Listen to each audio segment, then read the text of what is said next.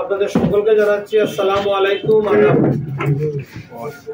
আপনারা জানেন যে বাংলাদেশ জামাত ইসলামী কমলগঞ্জ শ্রীমঙ্গল সংসদীয় আসনে আমি অ্যাডভোকেট আব্দুর রব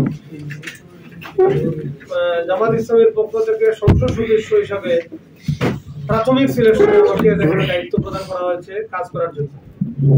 আমি আমার পরিচয় আগে বলেছি যে আমি কমলগঞ্জ মাধবপুর ইউনিয়নের ঘোষানীগঞ্জ গ্রামে আমার বাড়ি।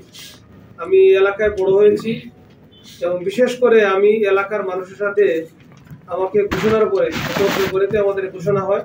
এর আগ থেকে এলাকায় আমার বিচরণ রয়েছে। আমি এখান থেকে পড়ালেখা করে শাহজালাল বিজ্ঞান ও প্রযুক্তি বিশ্ববিদ্যালয় থেকে অনার্স মাস্টার্স করেছি। এরপরে আমি তো এলএলবি এলএলএম করে বর্তমানে আইন পেশার সাথে সম্পৃক্ত রয়েছি। আপনারা জানেন যে বাংলাদেশ একটি নতুন প্রেক্ষাপটে গত বছর 24শে জুলাই বিপ্লবের মাধ্যমে বাংলাদেশ ফ্যাসিবাদ মুক্ত হয়েছে। নতুন একটি বাংলাদেশ আমরা তৈরি করার দিকে যাচ্ছি। আমরা ইতিমধ্যে ঘোষণা হয়েছে গত আগামী 2026 সালে ফেব্রুয়ারি মাসে একটি কাঙ্ক্ষিত গণতান্ত্রিক ধারায় আমরা যাবো ইনশাল্লাহ। একটা নির্বাচনের ব্যবস্থা ইনশাল্লাহ অন্তর্বর্তীকালীন সরকার করবে। আমি আপনাদের কাছে ধন্যবাদ ও মোবারকবাদ জানাই। বিভিন্নভাবে বিভিন্ন জনের সাথে আমার ব্যক্তিগতভাবে হয়তো প্রোগ্রামাদির সুবাদে দেখা হয়েছে, এভাবে আপনাদের সাথে আমরা ফর্মালি আগে বসতে পারি নাই। আমার পড়ালেখার কথা বলেছি।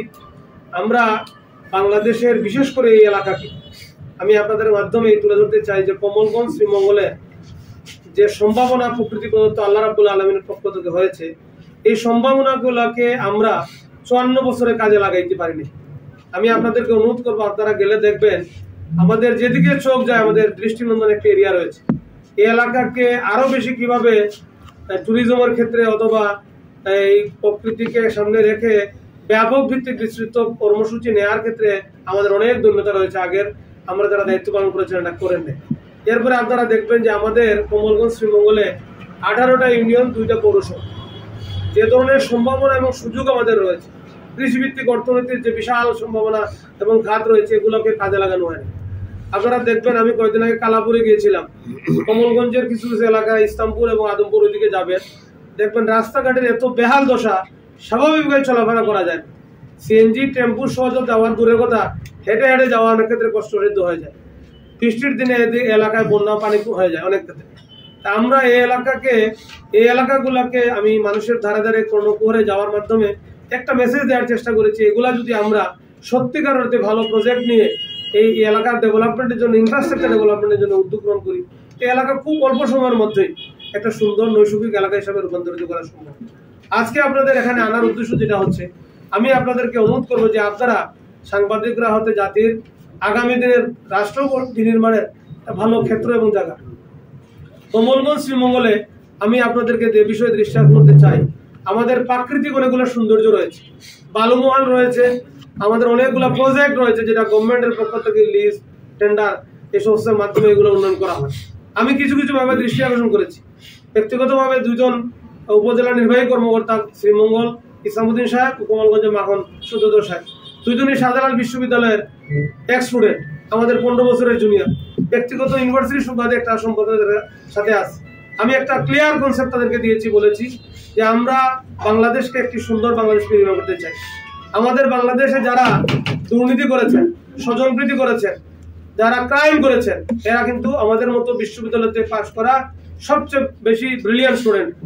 যারা সচিব হয়েছেন, সচিবালয়ে দুর্নীতি করেছেন, যারা বাংলাদেশকে বিভিন্ন দিকে ট্র্যাকে পরিচালনা করার দায়িত্ব নেন, পরিচালনা করেন, তারা যদি সৎ এবং যোগ্য না হন তাহলে বাংলাদেশ সুন্দর হবে। আমি আপনাদের কাছে আহ্বান করতে চাই, আপনারা খবর নিয়ে দেখবেন আমাদের রাজনীতির যে মূল কনসেপ্ট, যে আমরা সকলকে নিয়ে একটা ঐক্যবদ্ধ বাংলাদেশ করতে চাই। আমাদের এই এলাকায় আমি আশ্বস্ত করতে চাই যে আমাদের বাড়ি যেখানে, আপনারা খবর নিয়ে দেখবেন, বাড়ির থেকে 100 গজের মধ্যে আমাদের হিন্দুদের বাড়িদের মণ্ডপ আছে। ভান্ডারিগাঁও এলাকায়, এই এলাকায় আমরা পড়ালেখা করেছি। আমাদের পশ্চিমের দিকে যাবেন, পদ্মচারা চা বাগান, মানে আমাদের পূজা পার্বণ অনুষ্ঠান এগুলোর সাথে যে সম্প্রীতি আমাদের, এটা একদিনের না। আমাদের কাছে মনে হয়েছে যে আমাদের বাড়িতে কালী পূজা হবে, পাশের বাড়িতে আমাদের বাড়িতে দুর্গা পূজা হবে, আমরা গেছি না, এরকম পূজা হয়নি। আমাদের বন্ধুদের খবর নিয়ে দেখবেন।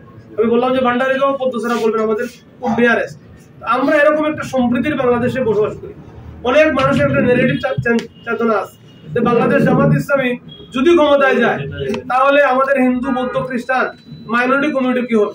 আমি চ্যালেঞ্জ করে বলি এবং আমরা এই বিষয়টা ধারণ করি ব্যাপকভাবে যে আমরা সকলে মিলেই বাংলাদেশ, আমাদের ঐক্যবদ্ধ একটা বাংলাদেশ।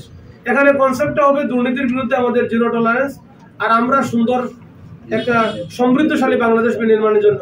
আপনারা জানেন যে বাংলাদেশ জামাত ইসলামের প্রতি মানুষের কমিটমেন্ট এবং আস্থা, এটা আমাদেরকে উদ্বেলিত করে, আশান্বিত করে। আপনি বলবেন যে আপনি এই এলাকায় নতুন এসেছেন, আমি বলি, আমি কদিন আগে একটা কথা বলেছি যে আমরা একটা ঐক্যবদ্ধ বাংলাদেশ করতে চাই।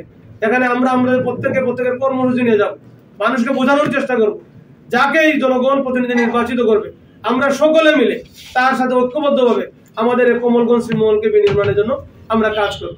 এখানে আমাদের দলীয় ক্ষুদ্র কোনো স্বার্থ নেই, আমাদের একটাই স্বার্থ, আমরা আমাদের এলাকাকে উন্নয়ন করতে চাই।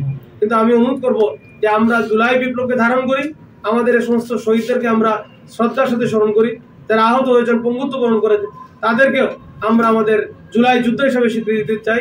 আমরা এখন একটা দাবিতে, আপনারা জানেন জামাত ইসলামী সহ 8 দল যারা গণতান্ত্রিক আন্দোলনের সাথে সম্পৃক্ত, তারা একটা দাবি পেশ করেছেন, জুলাই বিপ্লবের আইনগত স্বীকৃতি।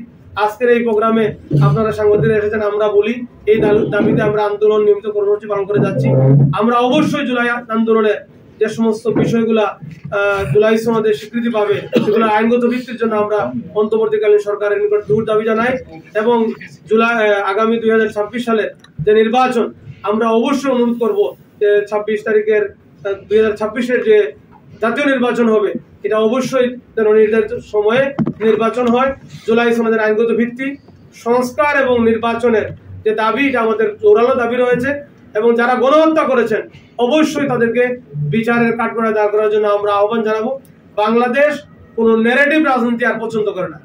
আমি আপনাদেরকে আশ্বস্ত করতে চাই, বিশ্ববিদ্যালয়ে পড়ালেখা করেছি, আমি ঢাকা বিশ্ববিদ্যালয় এবং সিলেট শাহজালাল বিজ্ঞান ও প্রযুক্তি বিশ্ববিদ্যালয়ে পড়ার সময় আমার একটা কনসেপ্ট হয়েছে, এদেশের সচেতন জ্ঞানী গুণী ছাত্ররা যারা আগামী দিনের নেতৃত্ব যারা দিবেন, তাদের একটা মেসেজ কিন্তু আপনারা ইতিমধ্যে পেয়েছেন।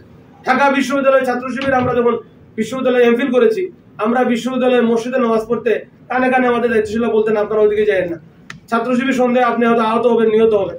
ঢাকা বিশ্ববিদ্যালয় এরকম একটা নেগেটিভ অবস্থার মধ্যে ছিল। জাহাঙ্গীরনগর বিশ্ববিদ্যালয়ে ছাত্র শিবিরের কথা বললে, পিটাইলে এখানে কোনো বিচার হতো না, এখানে একদম পাখি হত্যা করলে 500 থেকে 1000 টাকা জরিমানা হতো। ঢাকা বিশ্ববিদ্যালয়, জাহাঙ্গীরনগর বিশ্ববিদ্যালয়, রাজশাহী বিশ্ববিদ্যালয়, চট্টগ্রাম বিশ্ববিদ্যালয়ের ম্যান্ডেট প্রমাণ করে যে আগামী দিনের বাংলাদেশ ইনসাফের পক্ষে হবে, নট ফর জামাত ইসলাম। আমি যেটা বলতেছি খেয়াল করে দেখবেন, দুর্নীতি, চাঁদাবাজি, সন্ত্রাস এবং ইনসাফের পক্ষে একটা বাংলাদেশ হবে। আর যদি এরকম একটা বাংলাদেশ হয়, আমি বিশ্বাস করি বাংলাদেশ 5 বছরে ওয়ার্ল্ডের একটা গুরুত্বপূর্ণ অবস্থানে পৌঁছবে।